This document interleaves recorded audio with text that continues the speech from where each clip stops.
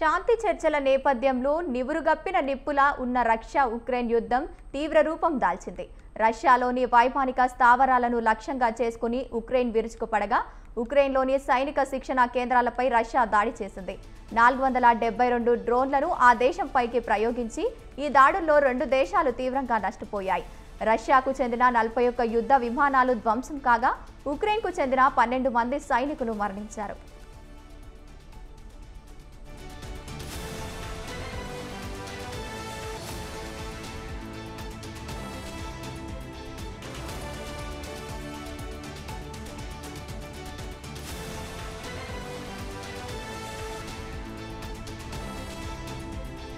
Russia Ukraine మధ్య తుర్కీలో ఇస్తాంబుల్లో శాంతి చర్చలు జరగనున్నాయి.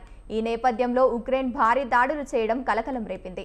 ఆదివారం రష్యాలోని వైమానిక స్థావరాలపై దాడిని అధ్యక్షుడు జెలెన్స్కీ స్వయంగా పర్యవేక్షించారు. ఈ దాడులకు ఏడాదిన్నర నుంచి ఆ దేశం ప్రణాళిక రచించినట్లు తెలిసింది.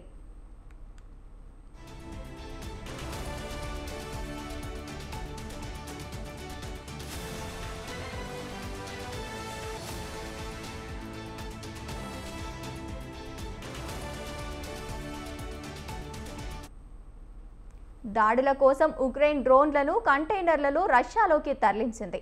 అందుకే రష్యా భూభాగంలో 4000 కిలోమీటర్ల లోపలికి చొచ్చుకొని వెళ్లి మరీ దాడులు చేయగలిగింది. మధ్యాహ్నం సమయంలో ఇర్క్యూట్స్క్ ప్రాంతంలో పలు వైమానిక స్థావరాలపై దాడులు చేయడంతో 41 యుద్ధ విమానాలు ధ్వంసమయ్యాయి. ఈ ప్రాంతంతో ఉక్రెయిన్ దాడులు చేయడం ఇదే తొలిసారి. దీంతో పాటు ర్యాజాన్, ముర్మాన్స్క్ ప్రాంతంలో ఉక్రెయిన్ డ్రోన్లతో దాడులు చేసిందని రష్యన్ అధికారులు తెలిపారు.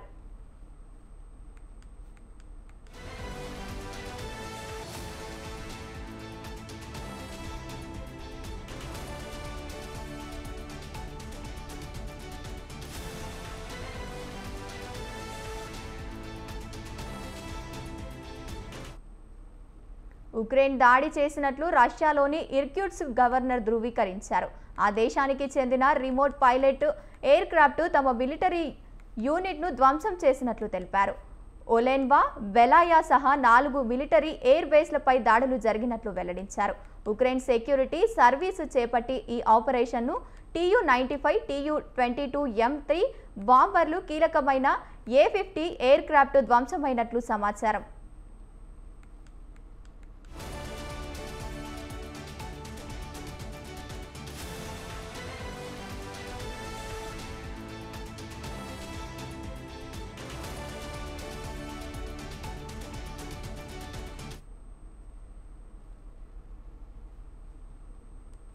ఉక్రెయిన్ తమపై ఉగ్ర దాడులు చేసిందని రష్యా రక్షణ మంత్రిత్వ శాఖ తెలపాలంది. ముర్మాన్స్క్, ఇర్క్యూట్స్క్, ఇవానోవా, ర్యాజాన్, అమూర్ ప్రాంతాలపై దాడులు జరిగాయని వెల్లడించింది. అన్ని దాడులను తిప్పికొట్టామని తెలిపింది. వైమానిక స్థావరాలు దగ్గర నుంచి FPV డ్రోన్లను దాడులు చేయడంతో వైమానిక సామగ్రి మంటల్లో చిక్కుకుందని వివరించింది. రష్యాలోకి డ్రోన్లను తరలించిన ట్రక్కు డ్రైవర్లను పోలీసులు అదుపులోకి తీసుకున్నారు.